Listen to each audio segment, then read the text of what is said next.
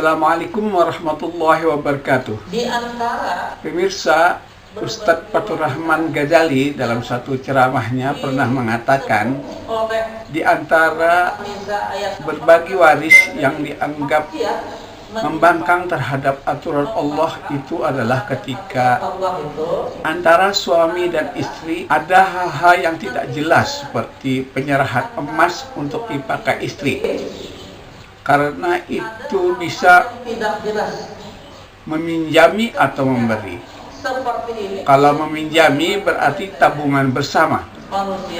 Kalau tabungan bersama, emas itu menjadi warisan. Tetapi kalau memberi itu tidak termasuk barang warisan. Antara dua hal tersebut, kalau tidak tepat statusnya, itu termasuk membangkang terhadap aturan Allah.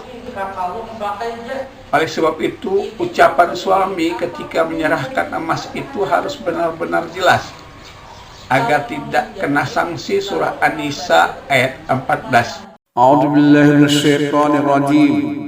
Wa may ya'sillaha wa rasulahu wa yata'adda hududahu yudkhilhu naran khalidan fiha wa lahu 'adzabun muhin. Dan barang siapa yang mendurhakai Allah dan Rasulnya dan melanggar ketentuan-ketentuannya, niscaya Allah memasukkannya ke dalam api neraka, sedang ia kekal di dalamnya, dan baginya siksa yang menghinakan. An-Nisa ayat 14. Di antara berbagi warisan yang disebut oleh surah An-Nisa ayat 14 sebagai maksiat, menyimpang, membangkang terhadap aturan Allah itu adalah ketika antara suami istri ada hal-hal yang tidak jelas. Ketika seperti ini, dan di mana-mana biasanya manusia kalau lagi sayangan gini, kebetulan ada duit lebihan, datang ini jalannya akan tolong pakai hak. Nah gitu kan.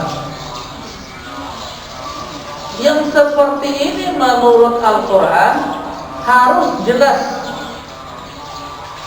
Ketika si suami mengatakan ini kakalung pakai jas, ini memberi atau meminjami, karena hanya ada dua.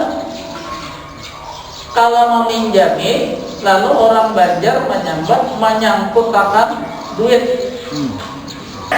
Kalau bahasanya meminjami dan itu adalah untuk tabungan, maka kalung itu apabila si suami meninggal dunia jadi warisan. Kalau jangan ini Amerika semalam menukarakan di julung lawan aku, jadi ini pada masuk warisan. Biasanya kalau anak ada masih kawannya orang lebih, tapi ketika tidak punya anak, lalu ahli waris lain selain istri adalah saudara dari suaminya yang meninggal dunia itu, nah itu lalu ini diberiakan semalam. Itu ya bisa disebut oleh Al-Quran menyimpangi, membantah, melawan terhadap aturan Al-Quran. Karena menurut aturan Al-Quran, kalau bahasanya itu meminjami, berarti tetap milik suami. Kalau suami meninggal dunia, maka kalung itu jadi warisan. Tapi kalau kata si suami, ini ku beri kalung, maka itu menjadi milik istri.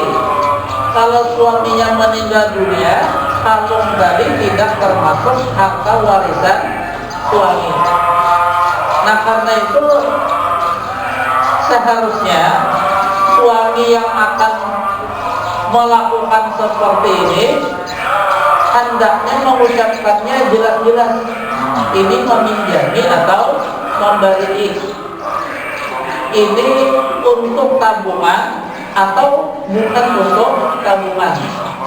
Kalau untuk tabungan ini namanya ya kasih kita menabung duit.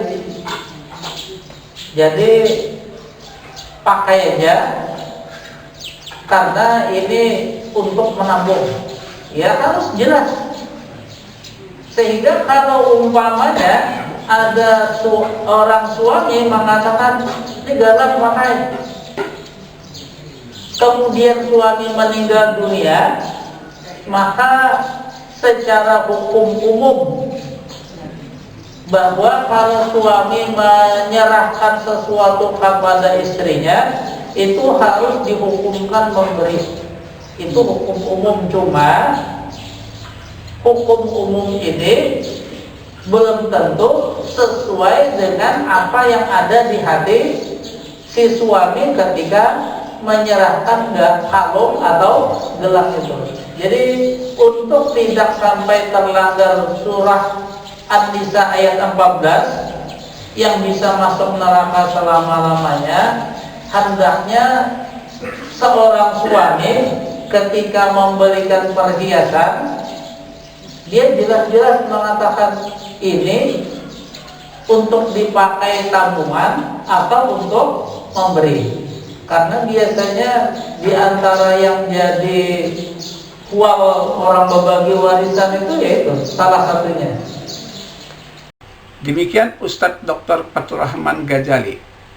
Assalamualaikum warahmatullahi wabarakatuh.